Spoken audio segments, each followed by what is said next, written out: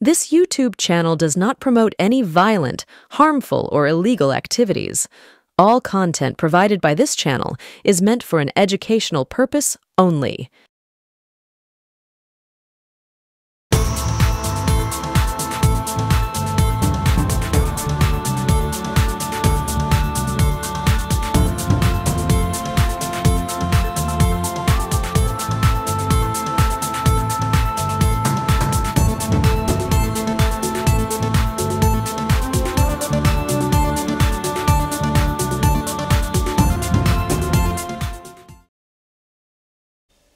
নমস্কার, সুপ্রভাত। আমি আপনাদের প্রবীর বিশ্বাস, আর আপনারা দেখতে শুরু করেছেন প্রত্যেক দিনের অভ্যেস মতো আপনাদের সবচেয়ে পছন্দের Bangla YouTube channel NK digital. আর এনকে ডিজিটালের সকালের সম্প্রচার থার্ড আই নিয়ে আমি প্রবীর বিশ্বাস আপনাদের সামনে উপস্থিত হয়েছি। দেখুন, একটা সময় ছিল যখন ঢেড়া পিটিয়ে খবর জানানো হতো। রাজা মহারাজা জমিদাররা গ্রামের মধ্যে ঢেড়া পিটিয়ে পিটিয়ে খবর জানাতেন মানুষকে, তাদের যা সংবাদ ছিল তা জানাতেন। মূলত শাসকের সংবাদই শুনতে পেত মানুষ। তারপরে এলো রেডিওর জামানা। রেডিওর মাধ্যমে আমরা বিশ্বের বিভিন্ন প্রান্তের খবর মুহূর্তের মধ্যে জেনে যেতাম। খবরের কাগজ তো ছিল, খবরের কাগজও আমাদের জানান দিত বিভিন্ন খবরাখবর। এই রেডিও এবং খবরের কাগজ আসার ফলে মানুষ কিন্তু বিকল্প ও রাজনীতি বিকল্প খবরের সন্ধান পেল। অর্থাৎ এক পেশে সরকারি প্রচারের বাদ দিয়ে কিছু বিকল্প খবরও মানুষ পেতে শুরু করলো, এবং তারপরে একটা রেভুলেশন আসলো, বিশেষ করে খবরের কাগজে। রেডিও চিরকালই সরকারের হাতে ছিল, সেখানে খানিকটা সরকারের পক্ষ নিয়ে খবর হতো, সরকারি খবরই বেশি হতো। কিন্তু খবরের কাগজ আসার পর আমরা কিন্তু বিভিন্ন সরকারের পক্ষের কথা, সরকারের বিপক্ষের কথা খবরের কাগজের মাধ্যমে জানতে পারলাম।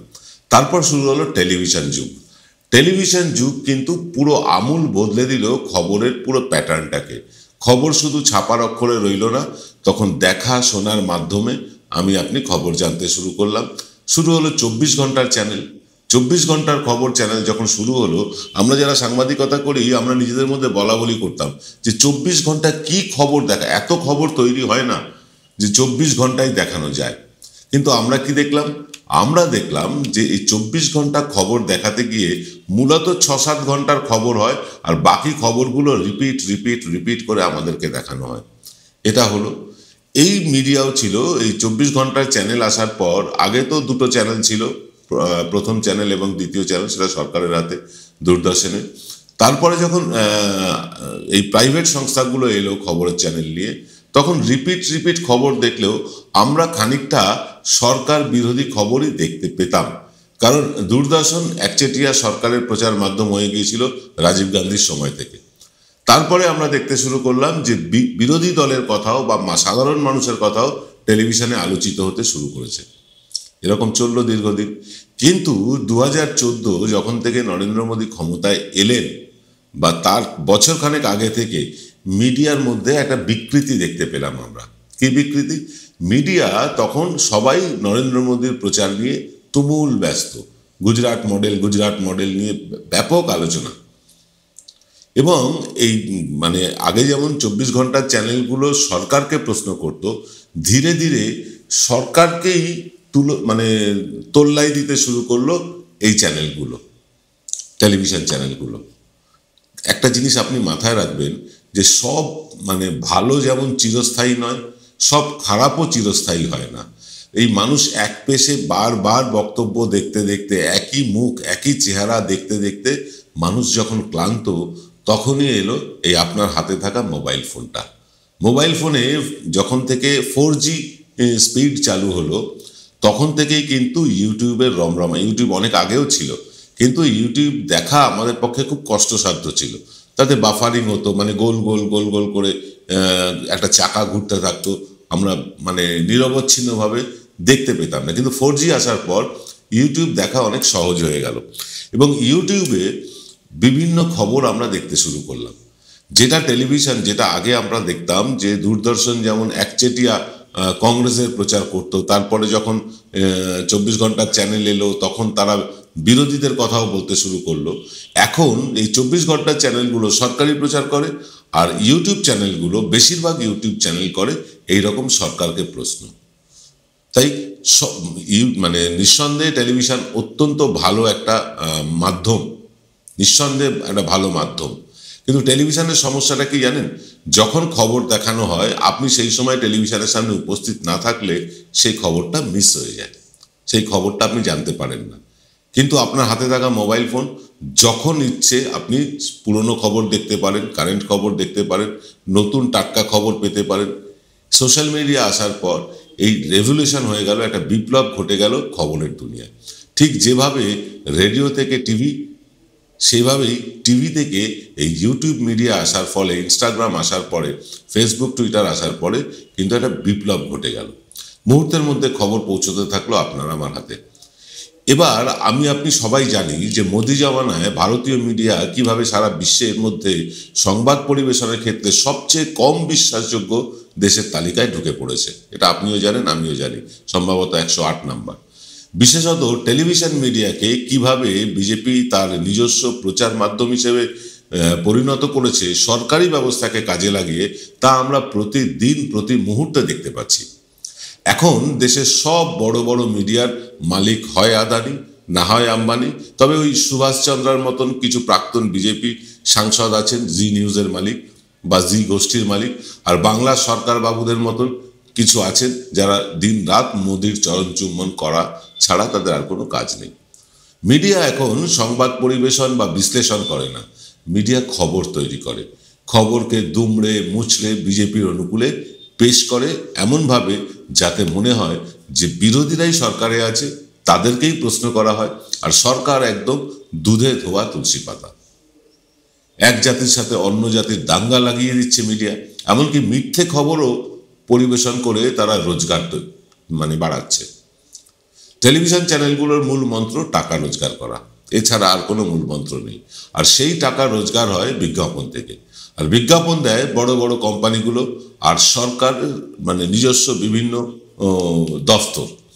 কোম্পানিগুলোর ঘাড়ে সিবিআই আর ইডি, তার সঙ্গে ইনকাম ট্যাক্স, জিএসটি ক্রমাগত নিঃশ্বাস ফেলছে। ফলে কোম্পানিগুলো নির্দিষ্ট কিছু চ্যানেলেই বিজ্ঞাপন দিতে বাধ্য হয়। আর সরকারের কোষাগার থেকে ঢালাও বরাদ্দ তো রয়েইছে বিভিন্ন প্রকল্পের প্রচারের জন্য, বিজ্ঞাপনের মাধ্যমে মোদি মিডিয়া বা মোদির মাহাত্ম্য প্রচার করার জন্য। তাই নিউজ চ্যানেলগুলো প্রধানমন্ত্রীর দফতর থেকে প্রতিদিন সকালে আসা নির্দেশ অনুযায়ী প্রোগ্রাম চালায়। তাতে কত দর্শক দেখলেন, আমরা যেমন ইউটিউবে দেখি যে আজকের ভিডিও কত দর্শক দেখলেন, কালকের ভিডিও কত দর্শক দেখেছেন, ইত্যাদি ইত্যাদি আমরা লক্ষ্য রাখি। মিডিয়ার তাতে কিচ্ছু এসে যায় না। কত দর্শক তাদের প্রোগ্রাম দেখছে সেটা মোটেও কিন্তু কোনো চিন্তা ভাবনার বিষয় নয় টেলিভিশন মিডিয়ার কাছে। বিজ্ঞাপনের কড়কড়ে নোট ঠিক কতটা আসছে সেটাই আসল কথা। তাই আজকাল টিভিতে ইনভেস্টিগেটিং জার্নালিজম বা তদন্তমূলক সাংবাদিকতা প্রায় উঠেই গিয়েছে। এখন কিন্তু টক শো এর যুগ। সন্ধ্যে থেকে রাত 10টা-11টা পর্যন্ত চলে এই টক শো। প্রতিটি টক শো এর একই প্যাটার্ন লক্ষ্য করবেন। একজন মুসলমান থাকবেন, তার মাথায় ফেস টুপি থাকবে, গালে দাড়ি তো থাকবেই। ক্লিন শেভড মুসলমান কিন্তু আপনি দেখবেন না টক শোতে। হিন্দুদের তরফে কেউ থাকবেন গলায় গেরুয়া উত্তরীয় পরে বা কপালে গেরুয়া তিলক পরে। একজন রাজনৈতিক বিশ্লেষক, তাকে অবশ্যই আসতে হবে আরএসএস এর শাখা থেকে। আর থাকবে রাজনৈতিক দলের প্রতিনিধিরা। আর বাংলায় হলে একজন বামপন্থী অধ্যাপক অবশ্যই থাকবেন একজন পুলিশ কর্তা যিনি তীব্র তৃণমূল বিরোধী হবেন, একজন রাজনৈতিক বিশ্লেষক যিনি সর্ববিষয়ে বিশারদ এবং শুভেন্দু ভক্ত, তাকে হতেই হবে। আর রাজনৈতিক দলের প্রতিনিধিরা তো থাকবেনই। আমরা জানতে পেরেছি বিভিন্ন সূত্র মারফত, এই যে টক শোগুলোতে নিয়মিত একই মুখ দেখেন কেন? রাজনৈতিক দলের প্রতিনিধিরা তাদের মুখপাত্র হিসেবে যাদেরকে পাঠায় তাদেরকে তো আপনি দেখেনি, কিন্তু এই দেখবেন রাজনৈতিক বিশ্লেষক, অধ্যাপক, পুলিশ কর্তা, এই মানুষগুলো এক হয় কেন? প্রতিদিন এদেরকে আপনারা একই চ্যানেলে বারবার কেন দেখেন? কারণ এরা হচ্ছেন, আমরা যতদূর শুনেছি, এরা কেউ 10 লক্ষ, কেউ 12 লক্ষ, কেউ ফ্ল্যাটের বিনিময়ে, কেউ গাড়ির বিনিময়ে এই চ্যানেলগুলোর কাছে নিজেদের বিক্রি করে দিয়েছেন। এই চ্যানেলগুলোতে তাদের উপস্থাপনা, তাদেরকে থাকতেই হবে, তাদের উপস্থিত হতেই হবে। কারণ তারা বাঁধা পড়ে আছে এই চ্যানেলগুলোর কাছে। এরকম কিন্তু বিভিন্ন সূত্র মারফত উঠে আসছে।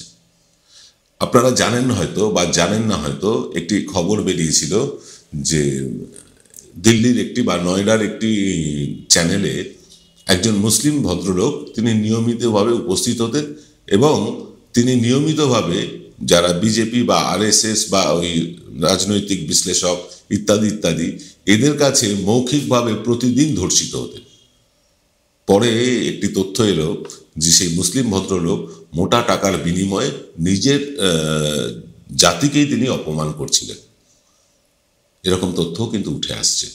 আর আমরা সূত্রের মারফত খবর পেয়েছি যে এই যে টেলিভিশন চ্যানেলগুলোতে নিয়মিত যারা একই চেহারা একই মুখ, সেই অধ্যাপক, সেই পুলিশ কর্তা, সেই রাজনৈতিক বিশ্লেষক, সেই লোকগুলো প্রতিদিন কেন বসেন?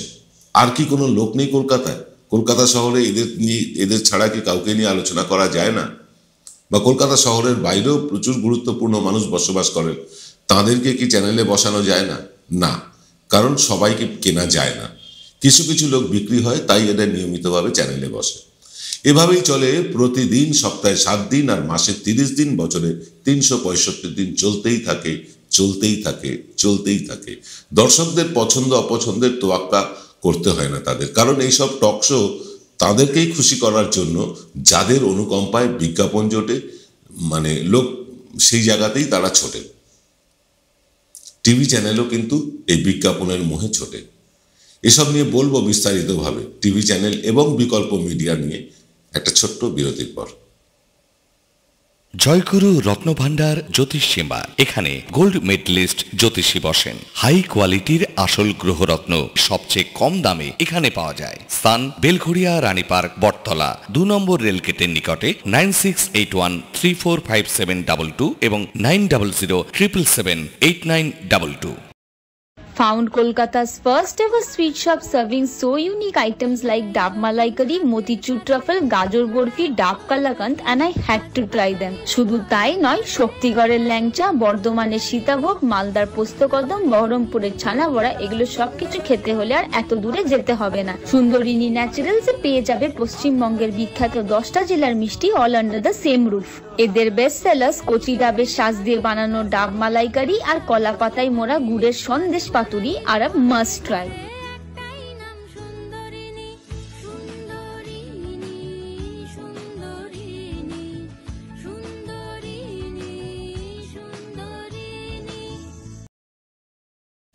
ফিল্ম বিরতির পর আপনারা দেখছেন আপনাদের সবচেয়ে পছন্দের চ্যানেল এলকে ডিজিটালের প্রভাতী সম্প্রচার থার্ড আই। আমরা যেটা বলছিলাম যে এই যে বিভিন্ন লোক, বিভিন্ন পেশার লোক, একই লোক প্রতিদিন টেলিভিশন চ্যানেলে কেন থাকেন?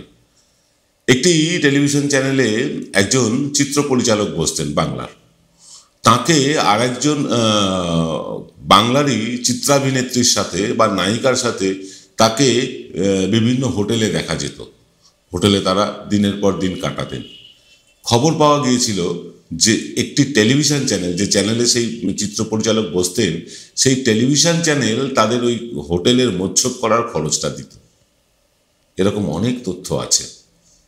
তবে সব জায়গাতেই কিন্তু কিছু ঘাড়তাড়া লোক থাকে, টেলিভিশন চ্যানেলেও থাকে। এসব ঘাড়তাড়া লোকেদের অনেকেই আপনারা চেনেন। ঘাড়তাড়া লোকজনদের কথা যেটা বলছিলাম আপনাদের, সেটা বলি। ঘাড়তাড়া সাংবাদিক কিছু আজও আছেন এই দেশে, যেমন ধরুন পূর্ণপ্রসূন বাজপেয়ী, অভিসার শর্মা, রবিশ কুমার।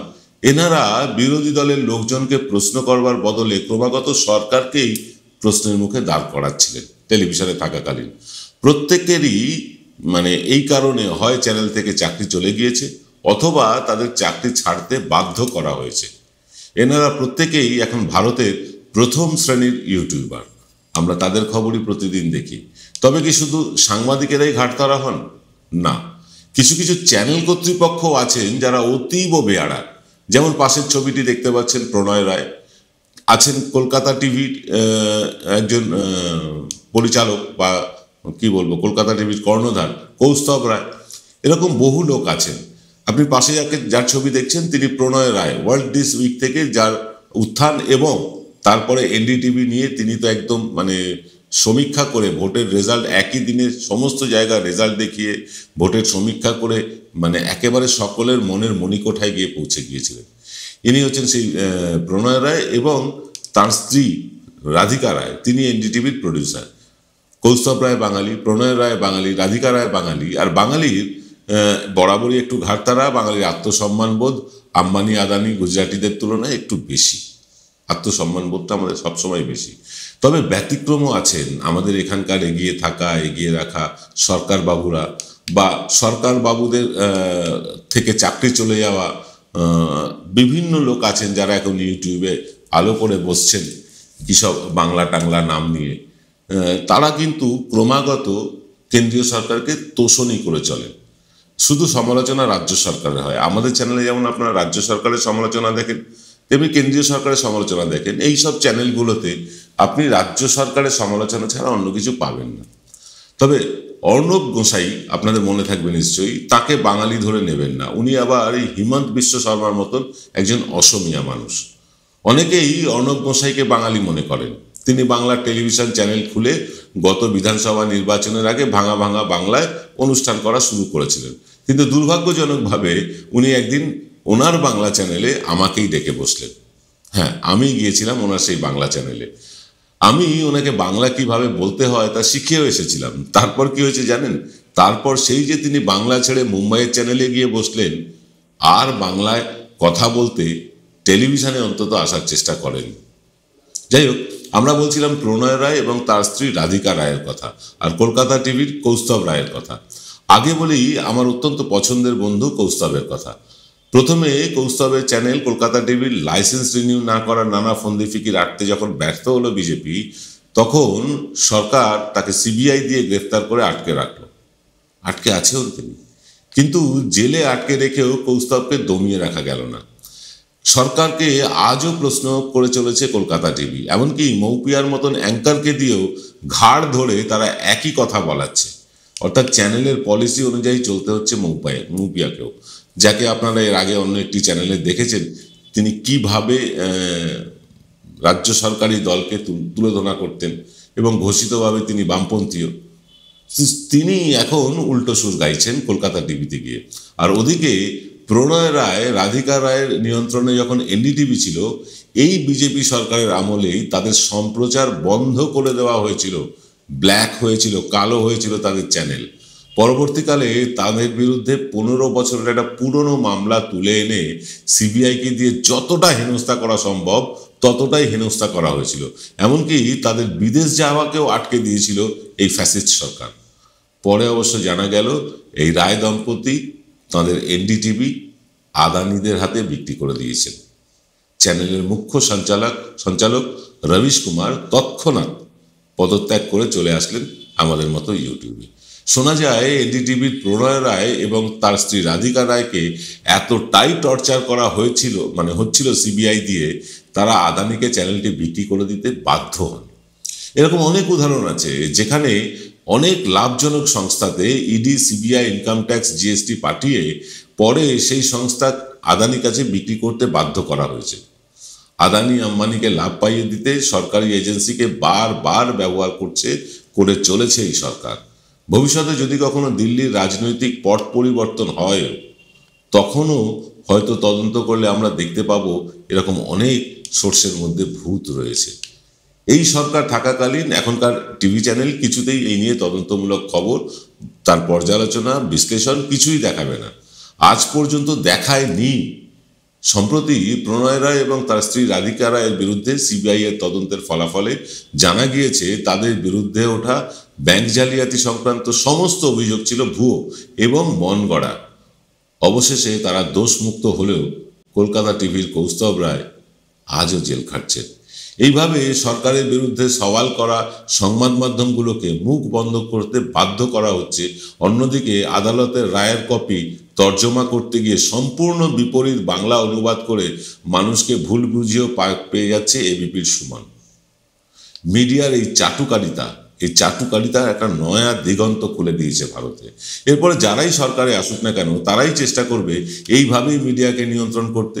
তখনও আমরা দেখব হয়তো প্রধানমন্ত্রীর দপ্তর থেকে এখনকার মতো করে প্রতিদিন সকালে নির্দেশ যাচ্ছে টেলিভিশন চ্যানেলগুলোর কাছে যে কোন ধরনের অনুষ্ঠান করতে হবে, কি এজেন্ডা চালাতে হবে।